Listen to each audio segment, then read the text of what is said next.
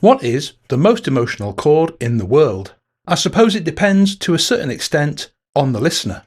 Someone who loves jazz and is moved by the more complex end of that genre could hear a chord like this and think it's the greatest thing since the farting preacher. In the Lord good.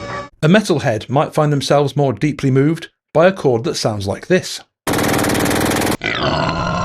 For me, however, and I think for most mainstream listeners, whatever it is that qualifies as the most emotionally moving chord in the world should probably be something a little more mainstream. And so today, even though it's February, I want to talk about a song that has been repeatedly voted the greatest Christmas song of all time here in the UK. The Fairytale of New York by the Pogues. But not the whole song, just one particular chord. The one I personally consider the most emotional and moving chord in the entire world, within its context. Now, a chord is just the name for a cluster of notes all being played together. The very simplest and the nicest sounding ones, however, all follow this same shape. Play a note, miss a note, play a note, miss a note, play a note. There's 7 different notes of the major scale, and using that same shape, starting from any of them, you can create one of the 7 basic chords. Here's each one.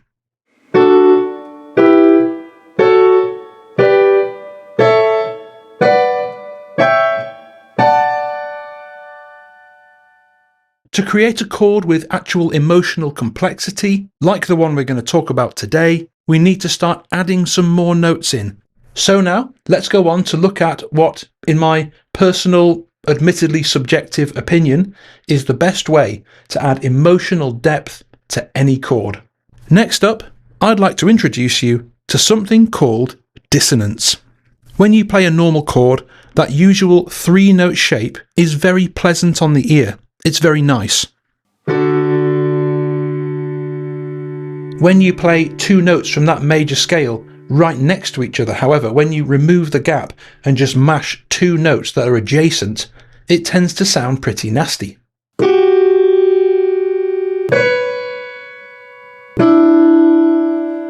It's a little bit dark and jarring, and the technical name for notes like this, which are a little bit harsh on the human ear, is dissonance. Many songwriters prefer to avoid dissonance, but have you ever noticed that the things that tend to move people the most are actually not all clean, simple and light? It's been my experience, at least, that the things that tug at people's heartstrings the most are actually bittersweet. They're a mix of light and dark. You see it in songs like Don't Look Back in Anger or Hey Jude, that kind of hope mingled with despair. You see it in almost every movie, the clash of good versus evil. The things that actually move us the most aren't silly, sterile Victorian paintings of children picking flowers in a meadow. They are things that reflect the reality of the ups and the downs of being a human being, the highs and the lows, the light and the dark. But that rule doesn't just apply to lyrical themes or story. It's also been my experience that that same principle applies to sound. The chords, music and melody that move people the most follow that exact same principle. If the chords are just all dissonance, like the silly jazzy or metal examples I gave at the beginning of the video, they do generate an emotion, but usually it's either bewilderment or annoyance. But when you get the balance right, when you get the blend of light sounds and dark sounds, light tonality and dark tonality in your song correct, that mix of being in key but also dissonant in places, you start to somehow speak to the deeper emotions in your listeners. Now, for some of you guys, that will have just been a load of waffle, so let me explain what I'm on about in the real world here. Let's start at the absolute base level. Let's take an ordinary boring chord and add just 1 point of dissonance, so hopefully you can hear how that develops and changes the sound into something more complex, interesting and emotional. So here is a regular E major chord. Here's the notes, the ingredients in that chord, an E, a G sharp and a B. And you can see that that is the same play a note, miss a note shape. It's a basic chord. But now, let's insert an unspaced note. Let's fill in the first gap. We'll also play an F sharp note. When you play a normal chord, that usual 3-note shape is very pleasant on the ear. It's very nice. When you play 2 notes from the major scale right next to each other, however, they can sound quite dark and jarring. So here is note 2 and 3 from the E major scale played in unison next to each other. On its own, that's pretty ugly and dissonant. Here's the E and the F sharp. More or less the same. But now, listen to what happens when you play the whole chord that contains both of those sets of jarring notes. Instant magic. You can add dissonant clashes to minor chords to make them more interesting as well. Here's a regular A minor chord. And there you can see the player note, misser note ingredients of that chord. We've got an A, a C, and an E. Now, let's do the same thing. Let's stick an unspaced note in that same first gap. Now listen to the chord. That's the first chord from the Master Plan by Oasis. Normal A minor, and then that dissonant A minor. How much better does that sound? There are an amazing array of incredible sounding open chords you can create using this principle. I'm not going to spend loads of time demoing them in the video, but if you would like to see some of those interesting developed chord shapes with dissonant points added, that is one of the main things that I dive into in the little booklet that accompanies this video, available on my Patreon. And now we're going to look at the chord that I believe the Pogues kind of stumbled on by accident in the Fairytale of New York. It's time to look at the one chord that I personally consider the single most emotionally moving chord ever. Every Christmas I hear Fairytale of New York on the radio and on festive playlists, and every year I have the same reaction to it. There is a particular dissonant chord, a moment in that song, for reasons that I can't explain, that just moves me. And I know I can't be the only one who finds this song moving, as it's the nation's favourite Christmas song. On its own, in isolation, that chord might do nothing, but the context it occurs in is key. We've talked already about how bittersweet things tend to move moviegoers, story readers, or listeners the most. And we have here in this song a set of lyrics that are about as bittersweet as it gets, moving between rage, regret, love and hope, all in the space of just a few minutes. So, bear in mind, this bittersweet chord occurs in the context of bittersweet lyrics. But that's not all. It also occurs in the context of a song with 2 halves. The song has kind of got a melancholy intro and a really upbeat main body to the song. It's in 2 halves, it's bittersweet. The first minute and a half of the song is a melancholy piano ballad, and the second part of the song is an upbeat Irish jig. So we have a bittersweet song with a bittersweet arrangement, and it's in this context that we get the bittersweet chord. So let me show you where it is.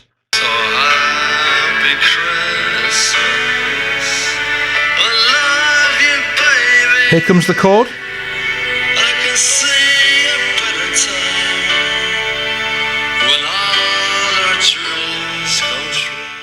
It's that third chord in those ballad verses that open the song.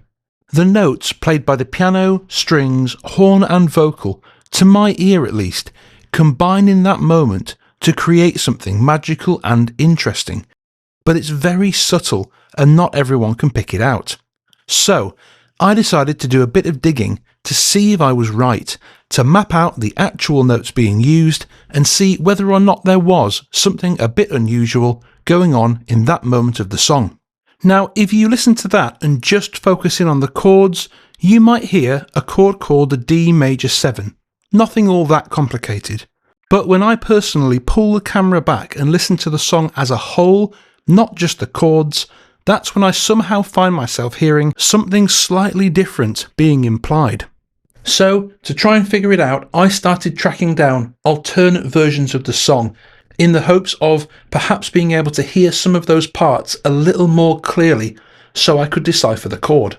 I found 2 live versions on Spotify, one in Brixton, one in Paris, and on both of those versions the orchestral parts are absent. And when I listened to them, I discovered that the piano part itself is not playing anything complicated at all. The song is in the key of D, and when you hear just the piano, it's just playing a chord of D, a major D chord. That's chord 1, the most basic of the basic chords.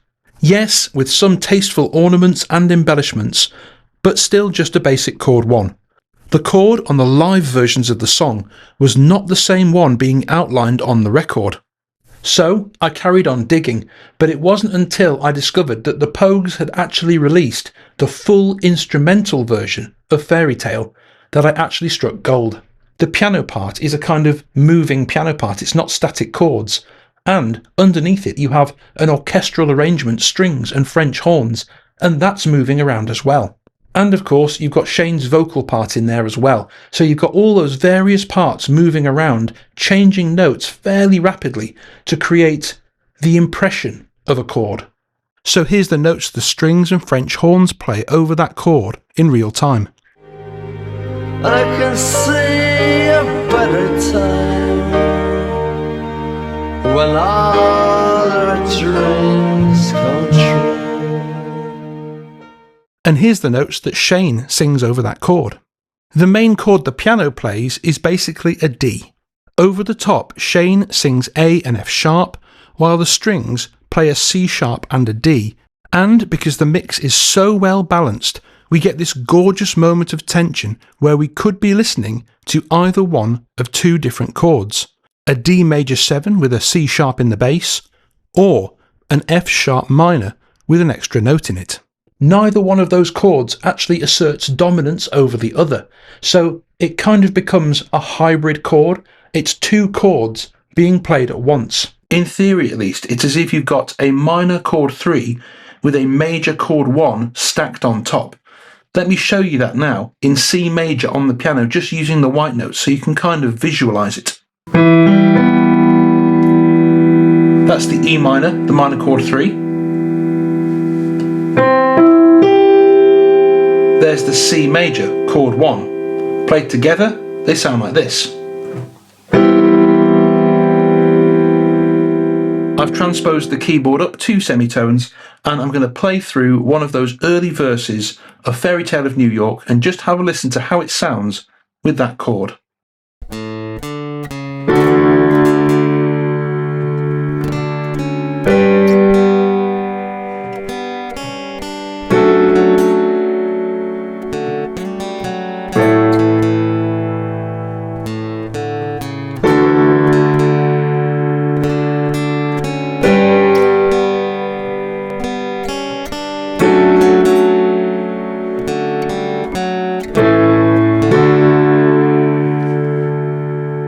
And here's a way to play that chord as if it's two chords stacked on top of each other on one guitar. We've got that F sharp minor on the bottom and a D on the top. I also quite like putting my pinky on here. I think it just kind of enriches the sound of the chord.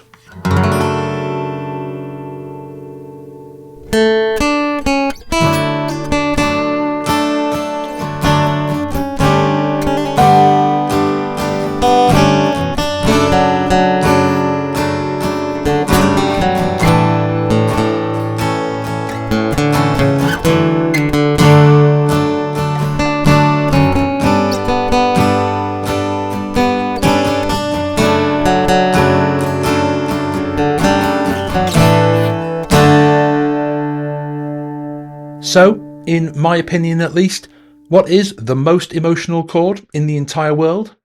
It's nothing insanely complicated. It's nothing you have to have a master's in jazz to appreciate. It is when you take chord 3 from any major key and you play that chord as a minor chord with an added sharp 5. Or, explained another way, it's the minor chord 3 with the major chord 1 stacked on top. Hopefully those who aren't music theory geeks like myself can also see why this works as the ultimate bittersweet chord, because it's a perfect blend between major, which tends to sound happy, and minor, which tends to sound sad. Play them both at the same time, you've got the bitterness and the sweetness. That chord, in the context of a song with such fantastic bittersweet lyrics, in the context of a song with a bittersweet arrangement makes it the most emotionally moving chord in the entire world, in my opinion. But of course, a subject like this is hugely subjective. So if, like me, you're a bit of a music nerd and you actually have one, let me know in the comments below what your pick would be. A massive thank you to all my Patreons for their support. If you would like to sign up to get the accompanying booklet to dig deeper into this subject, including many guitar chord shapes and details not included in the documentary, the link for my Patreon is in the description. Thank you so much for watching, and as always, I'll see you next time.